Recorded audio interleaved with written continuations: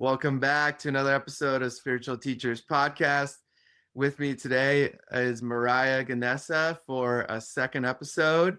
Mariah is one of the founders of Four Visions. And in the last episode, we spoke about Mariah's awakening journey. We spoke about some of her work with plant medicine. And we touched a little bit on conscious entrepreneurship at the end of the episode. So we're gonna pick right back up with conscious entrepreneurship. Thank you again for joining us today, Mariah. It's an honor to have you back on. Thank you for having me. I'm happy to be back. Awesome. So would you be open to sharing a little bit more about conscious entrepreneurship and your views of that? Sure. Yeah, I think we were speaking last time about this beautiful way of observing and interacting with life itself from the blueprint of entrepreneurship and conscious business. And we're living at a time in humanity's evolution where our mentality of consumption is very high. And so that's naturally ingrained in our way of life. And so is capitalism and commerce. And so this pathway that has unfolded for me in my journey has really taught me so much about how one can approach entrepreneurship as well as business and commerce in a conscious way, and that they actually aren't separate from the spiritual path if one chooses to walk a spiritual path. So in other words, if one is walking a spiritual path and also has business, career, work, service in any way, they become inherently intertwined, because we can't be one person half the time and another person half the time. If we're walking a spiritual path, we desire congruence, we desire integrity in all areas of our life. And so when one chooses to walk a path of radical integrity and responsibility, we start to see how all areas of our lives, all the different buckets of our lives, need to be in that place of deep alignment and resonance and coherence. And so that's truly what I've discovered along my journey of entrepreneurship. And it's been such a wonderful path, because originally when I started my company, I did kind of compartmentalize my work and showing up as a business owner, and then my spiritual path with the medicines and the spirits of nature. And so there was a period of time where I struggled a little bit to find myself in both of those spaces, because I was experiencing that dissonance.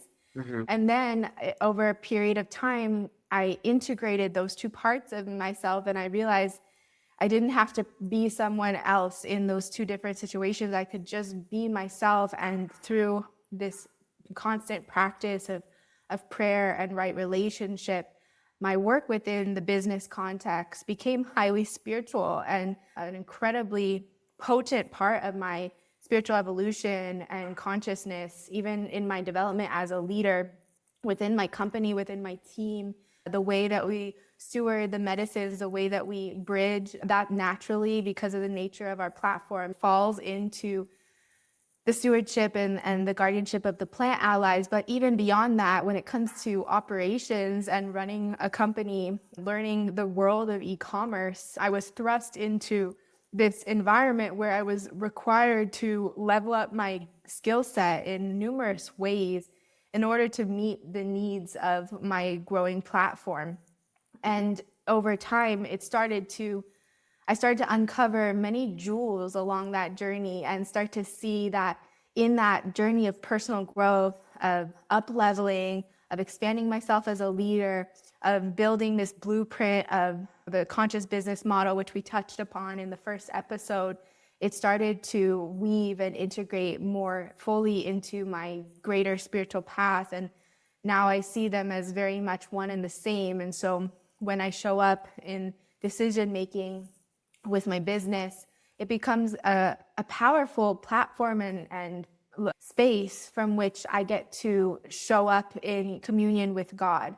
and with spirit, and really practice all the teachings that we learn along the way on the spiritual path of trust, of surrender, of giving ourselves over in service to humanity and to the greater vision that is beyond us, and really finding our place as servants of the divine, or whatever terminology you want to use, but that aspect of deep service and letting ourselves lead from that place of communion, of intuition, of inner listening, of inner guidance, and utilizing that as the compass from which I steward my business. And so I find that for a lot of spiritual entrepreneurs who are maybe starting out or struggling, there often is that dissonance there, because they find themselves in a similar place that I was in, where you're trying to reconcile these two different versions of yourself, like the hustler and then the spiritual person. And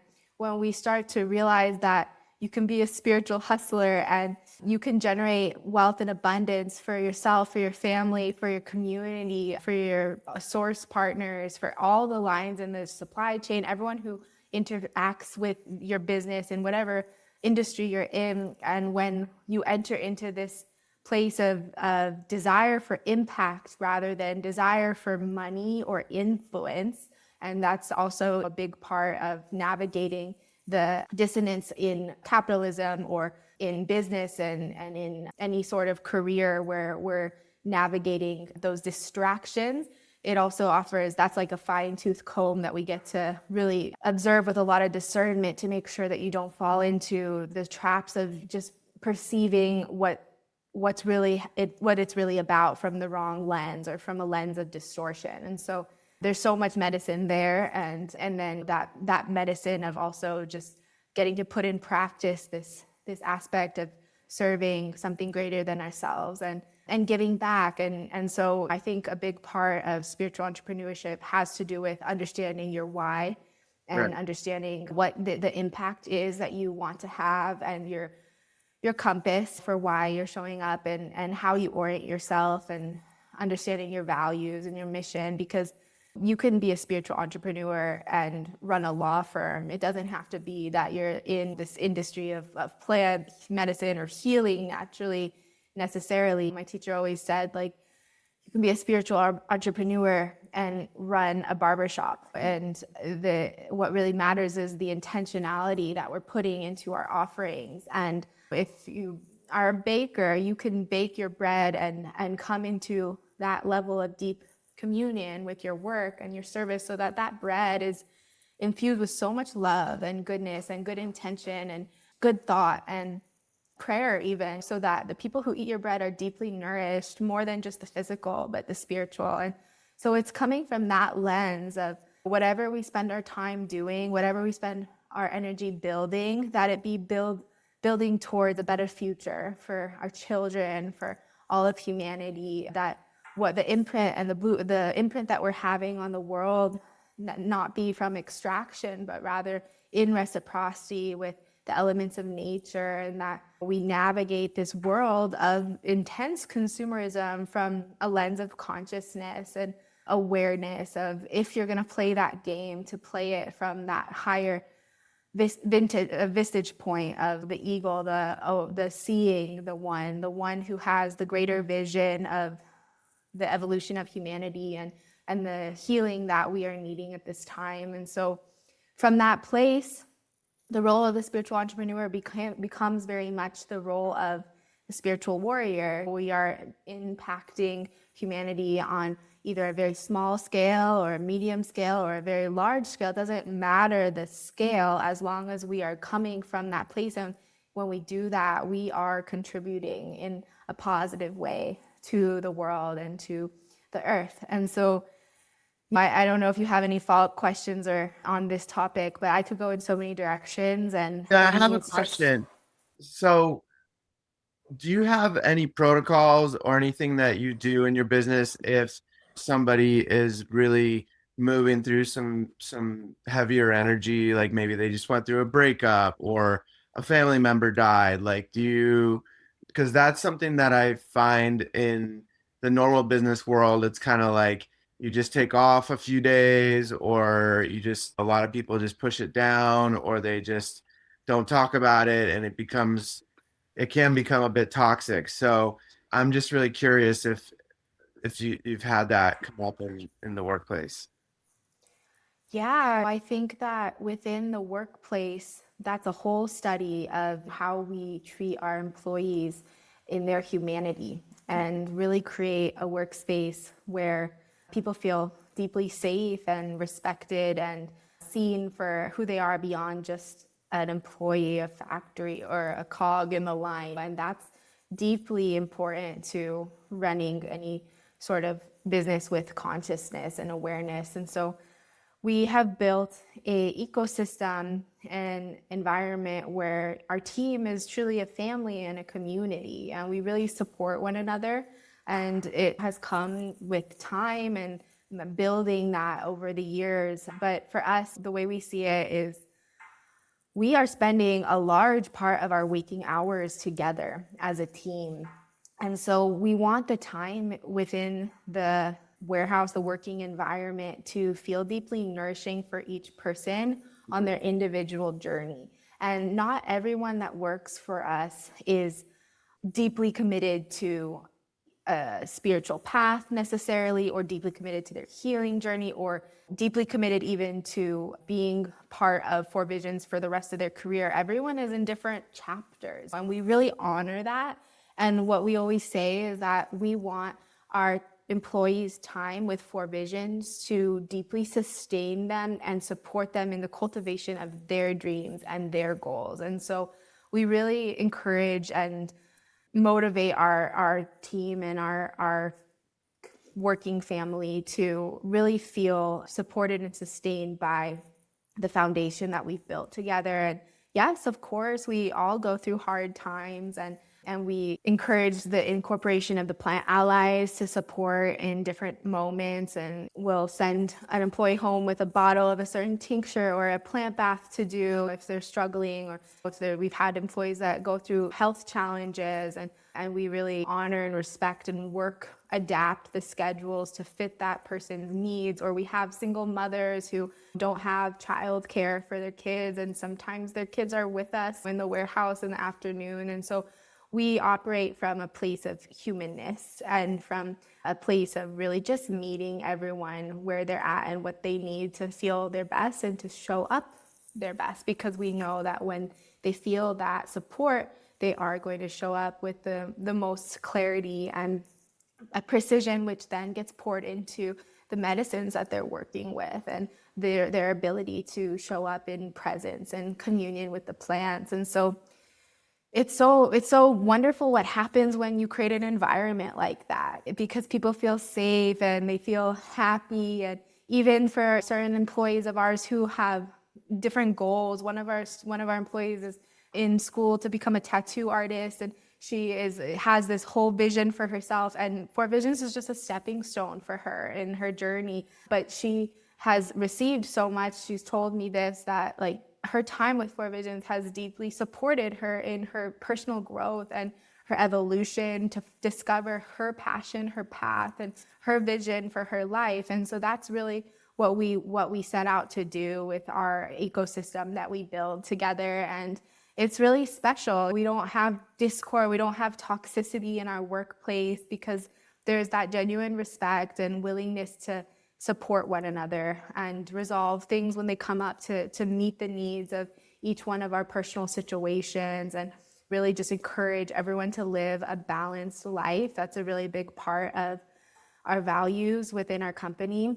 We don't have this culture of grinding constantly, because we don't want that energy being put into the way that we are working with the plant. So we really have to create a space that is conducive to working with such sacred plant allies, so that when our packages go out and are sent all around the world, that people feel that energy, they feel that positivity, they feel that cleanliness, that energetic hygiene. And we have multiple altars in our warehouse, and we're constantly smudging our products and smudging the space, and have all of our products available to be utilized by our team throughout the day. And we really just create a ceremonial space within our warehouse environment. And so all of that contributes to the feeling of our employees as well as our output. We're highly productive. We have very low error rates, and we just have an incredibly efficient team and infrastructure in place because everyone is being supported to show up at their best. And that is specifically in a product-based organization, but of course can be applied to any work environment, and whatever business structure you find yourself in is bringing that humanity back in. Right. And remembering we are individual beings with needs, and we're not just cogs in the system to produce and to output. And no one likes to be treated like that. No one likes to feel like that's how they're being perceived by their employer. Everyone wants to feel valued, and everyone wants to feel respected. And so those are important core values, I think, for a thriving, flourishing work environment. Awesome. Yeah, I love that. I love that you guys have that available to all your employees, and that there's these ways that you can meet them in their humanity. And I think that's so important to have in any conscious business, because that's such a crucial piece to the puzzle, in my opinion. One last question I had about that is, you mentioned the protocol that you've been developing for several years now. Do you have that available? Do you ever share it with the public, or is there any way that people can learn from that? If any listeners are interested? Yeah, it's a great question. And I think a later point in my life, it could be a book or something to really explain the blueprint. But right now, what we have done is really just poured our business model into 4 visions. So anyone who studies 4 visions and sees how we operate will be able to understand the model. That's how we've built it thus far. But one thing I'll share is that from the very beginning, we were tithing, we were donating a percentage of all the sales back to the indigenous tribes that we work with. Mm-hmm. So that was built into the backbone of our business. And that's a big part of the blueprint, is reciprocity. And so whatever business model you have, the first step is to look and see, how can I give back within this? And it's not always financial. It's sometimes that's not the easiest way, but if you have a service-based industry, like what ways can you give to people who have it's harder for them to access those services at that price point? Can you offer sliding scale to your services and offerings? Or can you go and volunteer your skills and your knowledge to underserved communities and give back in that way? Or serve on a nonprofit board and donate some of your time and your resources or your connections to that nonprofit. There's so many ways to integrate this model of reciprocity, but I think that a lot of business owners fall into this trap of lack and not having the resources that you need to grow and have a flourishing company. And so a big part of the foundation of our design is this aspect of reciprocity, because when we give, we receive. And so this is something that we, as Westerners, we often haven't really learned that teaching. And so what I have found is that practice in itself is fundamentally impactful to any business. And if a business is struggling, try donating something out of your bottom line to an organization that's deeply meaningful, and you will see it come back tenfold to your business and to the customers that come through your door. So it's pretty magical, that secret, that like magic formula, and that is kind of like the foundation of how we started on this path of building this blueprint. And then over time it evolved into how we care for our employees and how we care for our customers and all the different areas along the way of the journey, how we source our packaging materials. Everything is just deeply integrated into this greater vision of right relationship and balance and harmony. And so the blueprint, it would be really cool if I had it all written out, and maybe one day I'll get there. But I think it really just comes from starting to ask the questions of like along the line of every decision you're making throughout your day as a business owner and as an entrepreneur. Is this decision in the highest good for all beings, right, and all things and all of creation. And it's like, it really comes in a lot of times when you're trying to make the numbers work. And so it can come in with sourcing, and it could come in with shipping options. It can come in with how much you want to pay your employees. All of these different areas, they're like moments that test you to how much you truly want to be in alignment with that golden compass of integrity. Yeah. And so when you are really letting yourself be guided by that, you will be asked to make difficult decisions. That's part of the process. And from that place of deep trust and faith in this model working for your company, it will bring you a tremendous amount of abundance and flourishment by just giving yourself over to the deep, deep belief that you can be abundant and flourish and be in full integrity and right relationship while doing your work. And harmony with the planet. Mm-hmm. Yeah, that's to me, that's very important. That's very important. I've always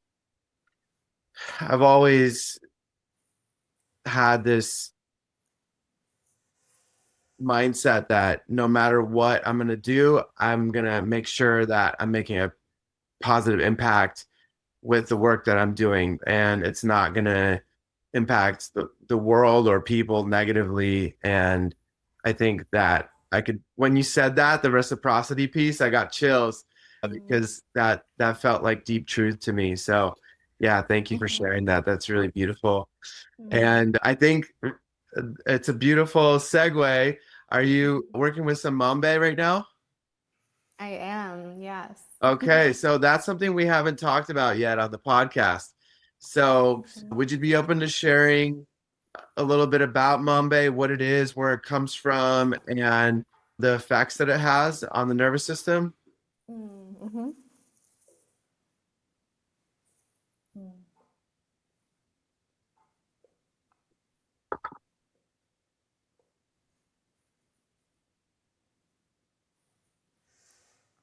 So I'm working with two medicines, Mambe and Ambil. The Ambil and the Mambe I always worked with together. The Ambil is a tobacco paste, and it has a special type of mineral salt. So it's cooked tobacco with this special type of earth salt, and it's cooked down into a thick paste, and it's the grandfather, and it's very bitter. And this medicine causes you to salivate, create a lot of saliva. It teaches us how to embrace and digest and swallow the bitterness that life can sometimes bring us. Mm-hmm. And then it's worked with the mambe, which is a powder, a mix of coca leaf and guarumo. And this medicine is the medicine of the mother, the grandmother, and it's a medicine of sweetness and of harmony and of heart opening. And so when worked with together, they bring divine balance and union of the father and the mother. They bring harmony and wisdom, and they help us to open the heart to call forth the sweet word. And so this medicine was traditionally worked with in sharing and community. The medicine comes from the Witoto tribe of the Amazon, and their oral tradition, and so all of their cosmology is passed down through stories and charlas and teachings. And they also dance and pray with the mambe. They do all-night ceremonies with the mambe and the ambil. It's not a visionary medicine. It's grounding, it's activating. It gives strength, it gives focus, concentration, and really helps to channel the essence of your authenticity.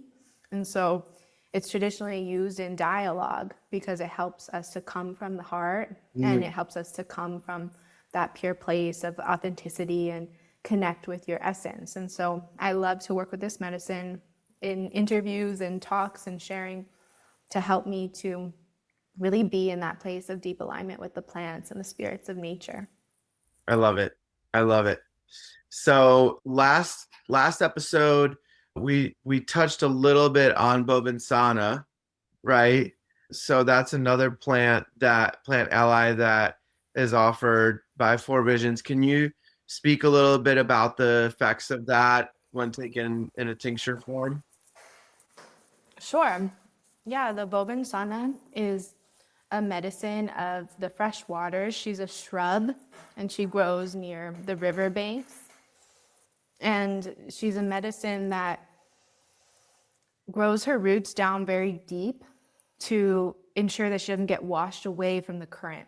And so she teaches us how to find our grounding and our rootedness within the current of life, within the shifts, within day to day, the day to day. She's a medicine that also opens the heart, and she's a dream weaver.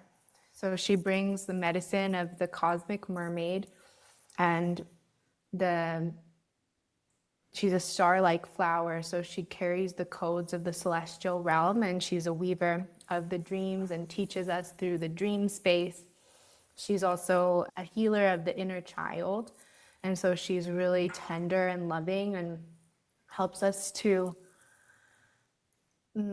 with her balm of healing nectar, soften the places within our heart that have gone untended, and helps us to unravel deep wounds from our childhood or from the past where there's still hurt. She helps us to soften the entanglement of those pains and wounds. And so she's also really beneficial to work with for trauma, for grief, for loss, for separation and death, and just deep moments of deep transformation, life transformation. She's an incredible guide because she helps us to root and find our center with the core of the earth during those moments. And she also, because she's a dream weaver, activates the cosmic wisdom from those moments and helps us to really translate the encoded messages of wisdom that are found in life's most challenging times. Beautiful. Beautiful. Sounds like that would be a good one for somebody with the examples that I gave earlier in the business. If they were moving through something, that might be a good one to work with. Definitely. Yeah, so you can work with Bobinsana as a tincture form. You can work with Bobinsana with leaves and flowers. We don't sell the flowers, but we sell the leaves, and you can make bath and tea with the leaves. And then we also sell it in a hape and mix with the tobacco, and that's really sweet energy as well. And so when one is forming a relationship with a plant, we often encourage you to work with the plant in multiple ways so that there's this constant communion with the plant for a particular period of time. So if someone is going through a moment in their life where they're wanting to work with Bobinsana, we typically recommend working with the plant for 21 days or a month of lunar cycle. And I started talking a little bit about this in the first episode, this concept of how we do our diets. But you could do it with the Bobinsana, with the tincture and the hape and the tea. So in the morning, potentially, like as an example, you could, upon rising, take the tincture first thing in the morning when you're still transitioning from the sleep and the wake to the waking state. You take that tincture first thing upon rising and meditate for a few minutes before you go on to your day. And then later, mid-morning, sit with the Bobinsana tea and potentially work with the Bobinsana hape if that calls to you, and maybe do some journaling, some reflection. She's a creative energy too, so it's really beautiful to either play music with her or write poetry or journal or dance, any of those creative forms. She's really supportive, and just the channels really open up with her for that creativity. And then in the evening time, you can take a bath with her and connect with her in that way. You can put a bundle of leaves under your pillow before you go to sleep. And then you take the tincture right before you go to sleep, after you brush your teeth, right before you go to lie down. And then she travels with you into the dream space. And so it's a really profound way to work with a plant when you start to work with them in this intense way, because your relationship with that particular plant starts to blossom and open, and there's like the divine dialogue that takes place, and you start to receive information and guidance. And especially when you do it for a consecutive period of time, like a 21 days or a lunar cycle, it's a container of a period of process where you're in deep relationship with the plant ally. And then you close the ritual of this spiritual diet and you complete it, and then there's a period of integration, of recalibration. How am I now after this journey?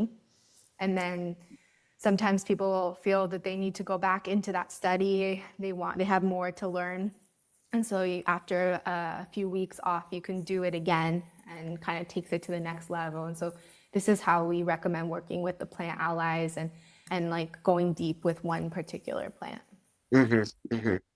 And was there any messages or anything that you learned from Bobinsana when you were working with her that, I mean, it sounds like I heard the transmission through you as you were explaining, but is there anything else that you want to add to that?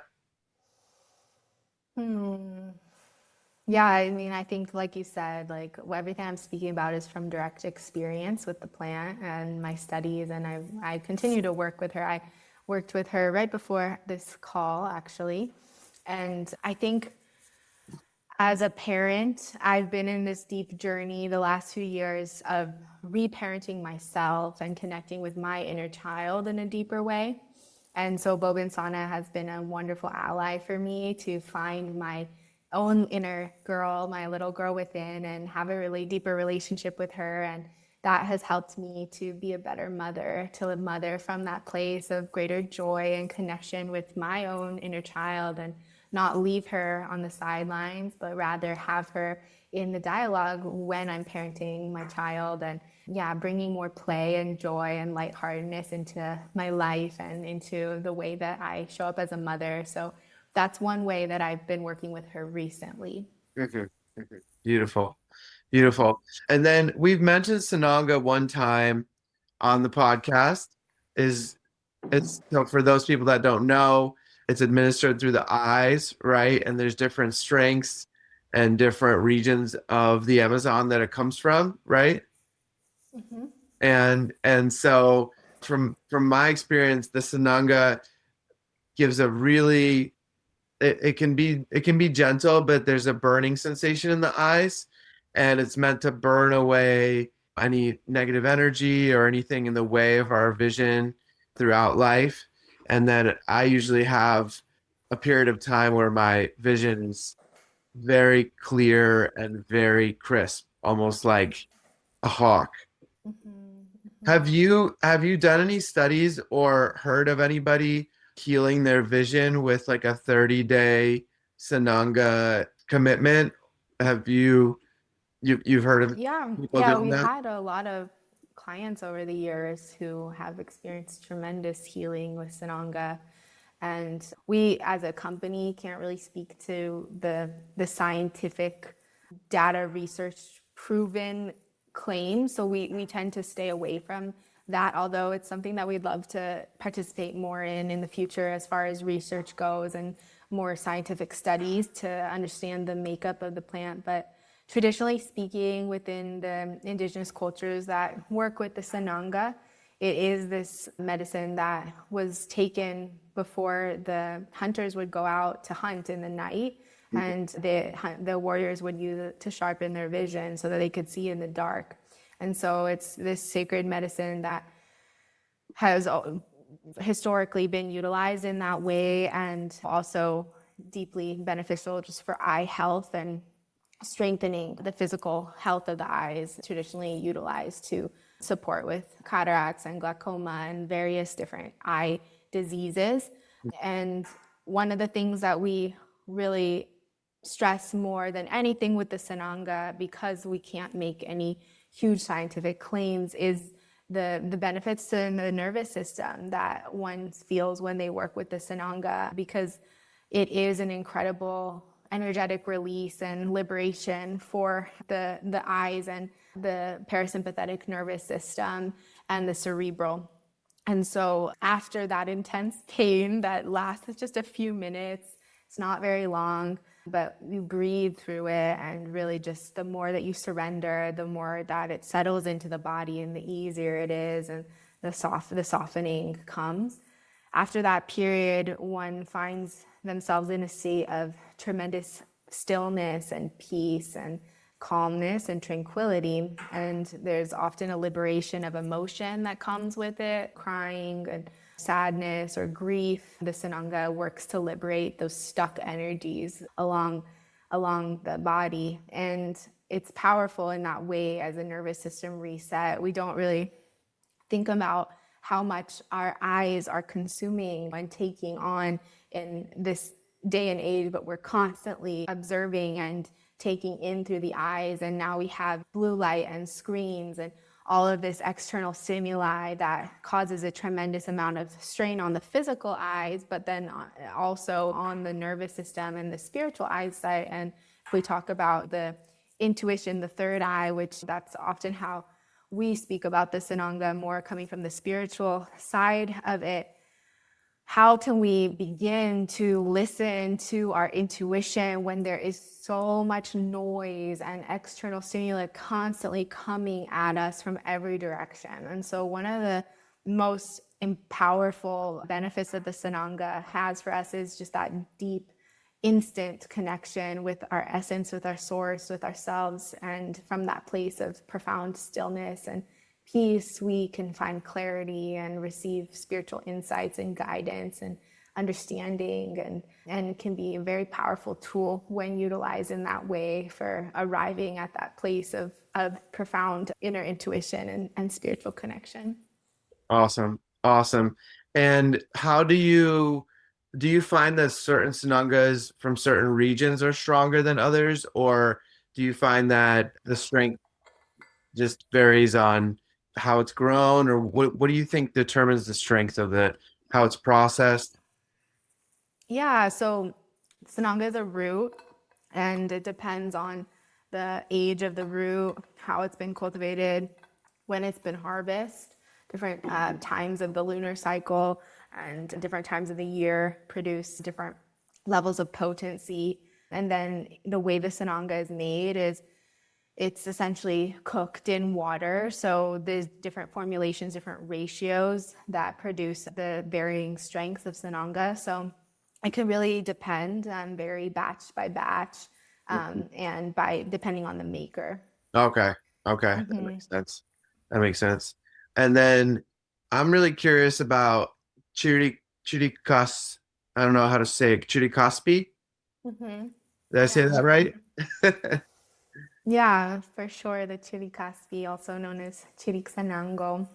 And this medicine, all of the medicines that we carry are powerful plant teachers that touch on different themes and different parts of the healing journey. And so we really believe that we carry a medicine for everyone, depending on where they're at in their journey. And we have some medicines that can be worked with from a physical body lens, others that are more spiritual and energetic, and others that are all three of the spiritual, emotional, and physical body. And it really just depends on how one works with them.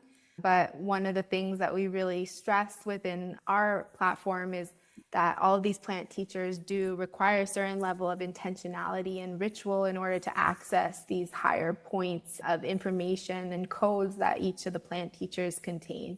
For sure. And so with Chiricaspi, this is an example of a plant that can be taken for physical body symptoms only. Studies have shown that it is really beneficial for easing symptoms of arthritis, rheumatoid arthritis specifically, and joint pain and inflammation in the body. It's also a medicine that takes out the cold in the body. So if someone is having symptoms of sickness, it's an immune boosting plant that helps to eliminate the cold and excess cold that's inside the body that's causing the sickness of whether it be a cold or a fever, any like normal viruses. The Chiricaspi can support with that.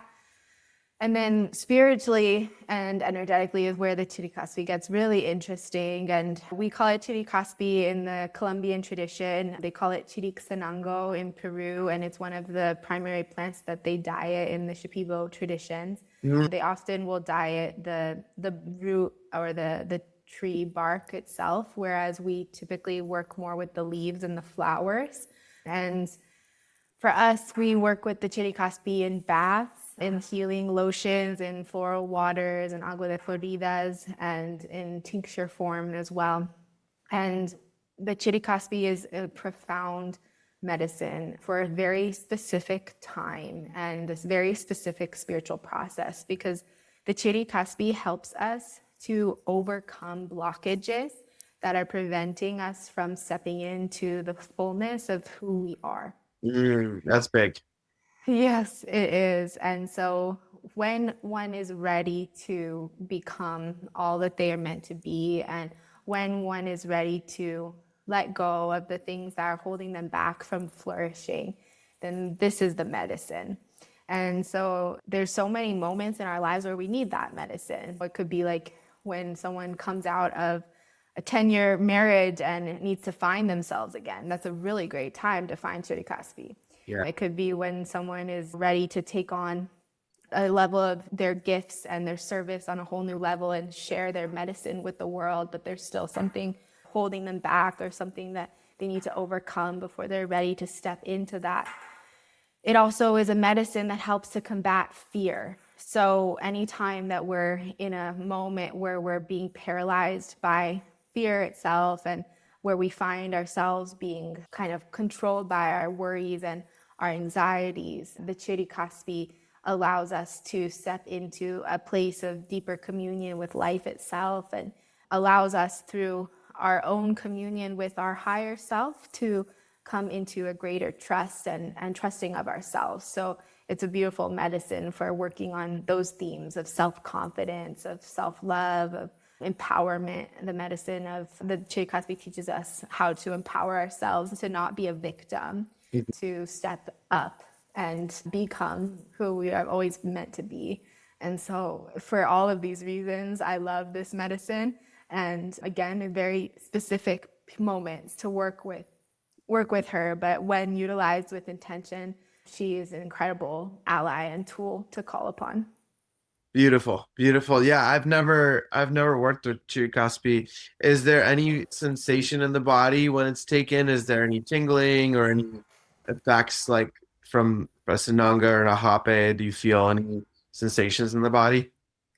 It's more subtle. She's an Okay. ally plant, and it's very energetic and subtle shifts that start to take place. And again, is best worked with in a container over a period of time as you're starting to touch on some of these deeper themes in your life. And then through daily prayer and in intention, you start to place that into the Chiricaspi when you work with her. And so calling upon her throughout your day, throughout this chapter, as you're making that intention to overcome whatever it is that you need to overcome, she starts to walk with you and guide you and support you in profound ways. And of course, the messages, the insights that she gives, the teachings are very profound, but it's not a mind-altering medicine.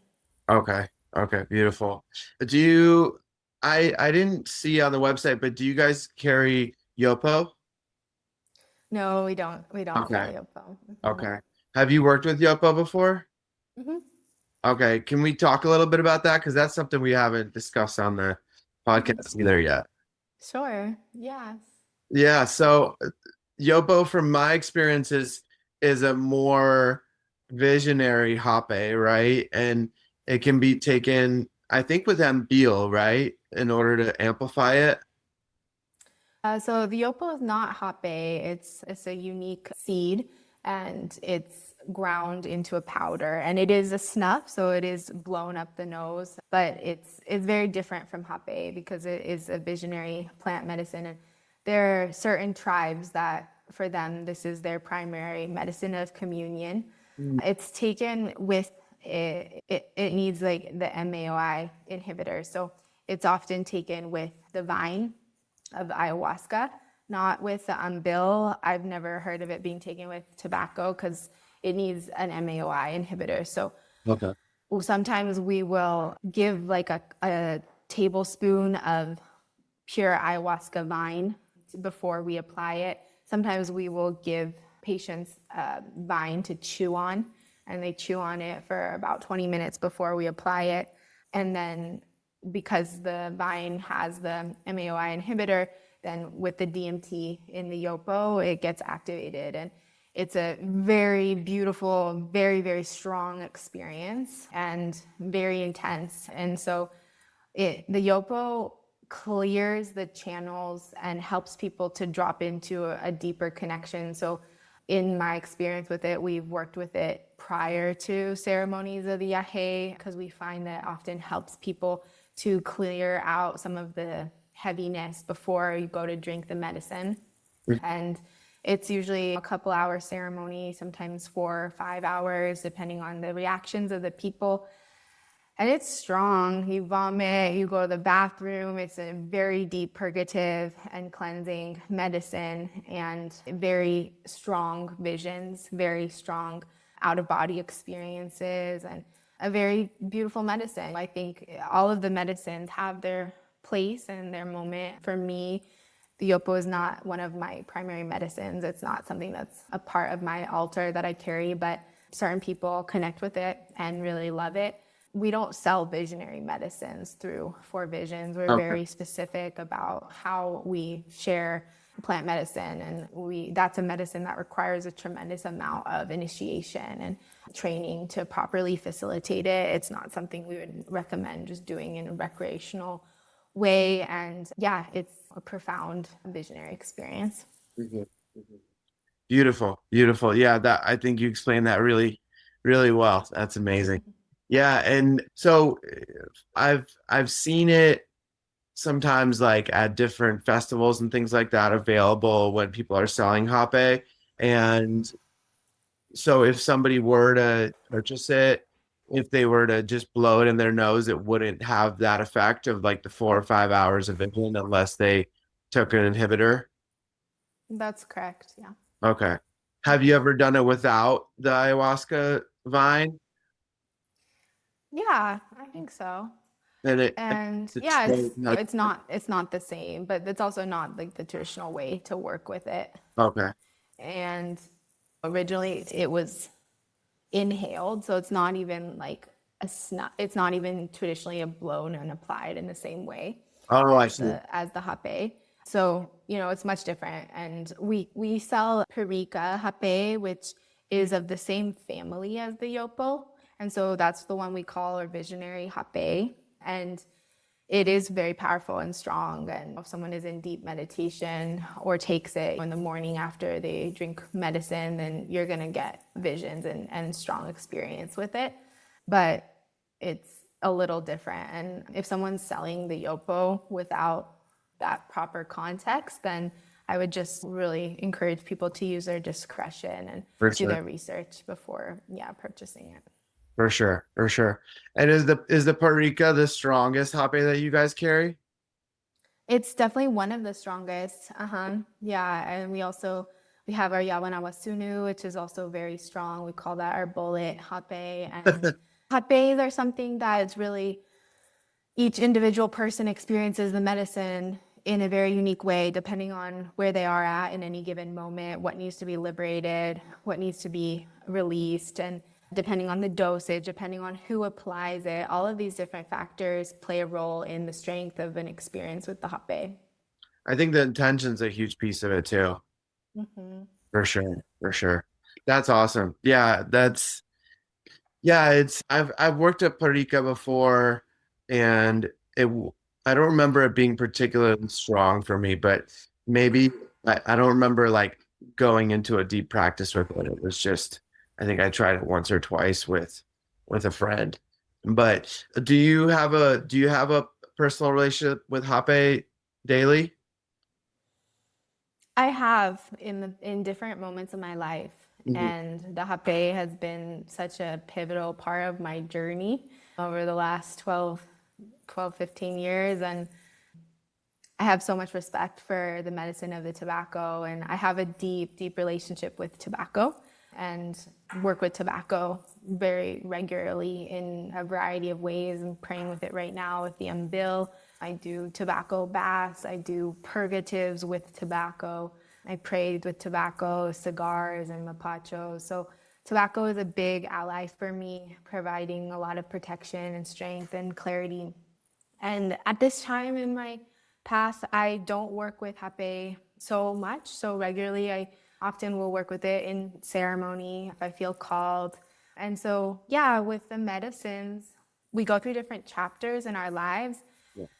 And different chapters call for different medicines. And so during a particular chapter, you may really need the medicine of a particular plant ally and be able to commune and work with the medicine and receive that download. And then that chapter may close. And that's not to say that that ally isn't there and available and accompanying you. And I feel I have a profound relationship with Hape without working with it regularly, especially because I'm stewarding it. And so I have a deep, deep communion and communication and dialogue with the spirit of the Hape on a daily basis, for sure. I'm literally talking about, praying about, stewarding this medicine every day. Mm-hmm. And it just changes with time. And I think that that's an important thing to highlight. It doesn't necessarily mean that anything's wrong with that your relationship with a plant, or that the plant didn't work. The plant served its purpose in that particular chapter, and the door might open again in the future where you need that medicine again, and where the plant comes into your field again. And that's why the inner listening is always so important. And that's also a big part of being in right relationship with the plants, is to be able to listen when the door closes and when that chapter completes and when the download has been fully integrated, and to trust that and to give space and to diet the plants, to take time away from certain plants to ensure that you can maintain right relationship with them, that you don't fall into bad habits where you're not working with them in a sacred way, or where you're working with them out of habit rather than out of ritual and communion. And I often find that in dieting the plants and not working with a particular plant, it actually strengthens my relationship with it. And so I find often, like, I find myself closer with a certain plant if I'm intentionally choosing to keep it on my altar but not work with it. And so these are different tools that one discovers along the path that helps to ground in and really integrate and to open the doorway for a sustainable path with plant medicine. And I think that that's another thing that is really important to touch on, because we are in this interesting psychedelic renaissance and this new opening landscape of plant medicines in the Western world. And for some, it's just like a hype or a phase, and it comes and goes, and maybe like enters the festival scene and you experience it for a period of time, whatever, and it doesn't become integrated into your spiritual path. And right. Each person's journey is unique and different. But for me, I have chosen the path, my spiritual path, to be with the plants. And so that comes with a whole other level of lens of really looking and studying what does it mean to walk a path with the plants in a sustainable way over decades. We're not talking about just a period of time, a moment, a glimpse, but rather like for that to be the pillar of your life and your journey, and how to do that over a long time. And that comes with a whole nother level of responsibility and dedication and commitment and devotion and discipline as well. For sure. For sure. Yeah, I think that's an important piece to highlight for sure, because for some people it's just a little experience here or there, or they'll go do a couple ayahuasca ceremonies and then they're complete with it. But yeah, for some people it's a way of life, right? It's a way of being. It's a way of, like, for me, for example, ceremony is life. Like every day there's a little ceremony I do with the hape, or I'll do a ceremony to connect with certain plants or to connect with certain energies that are helping me along the path. So I love how one of my teachers said this. One of a new person came to Sweat Lodge, and they asked, like, what are the spiritual ways of the native people in America? Like, can you share that with me? And he was like, that this is their way of being. This is their way of living. It's not a spiritual practice. This is just integrated completely into their life. So I think for myself, it's been more and more of that integration happening. And I believe that I feel really passionately about the eagle and the condor prophecy. So I've been studying with the American native ways as well as the South American native ways, and there's this bridge starting to be built and formed, and it's really beautiful, because at the core of it for me it is about that relationship with nature, the connection of that I've felt since I was a little boy, and just that remembrance coming back online and getting stronger and louder in my mind. And so for me, that's where the passion comes from for that, the passion for the planet, the passion for having these different ways of helping and showing up for the world and Pachamama and Mama Gaia, however you want to call the planet, right? And like just just helping that deep pain that she's experiencing right now and really doing my part in whatever ways that evolves into. And I can feel that with you as well. So I'm so honored to have had this conversation with you, Mariah. Thank you so much for coming on. Mm. As the last episode, this hour flew by. So I think we covered a lot though this time. Mm-hmm. So it was Yeah, it was really, so beautiful. It's really been beautiful. beautiful to share with you. Thank you so much for having me on and for this wonderful conversation. I hope that it touches the hearts of the people who are meant to hear it. And thank you so much for holding this space and doing your work and showing up in this way for the world. Thank you. Thank you, Mariah. And you're always welcome back on the podcast anytime. So until then, take care. Mm, thank you. God bless. God bless.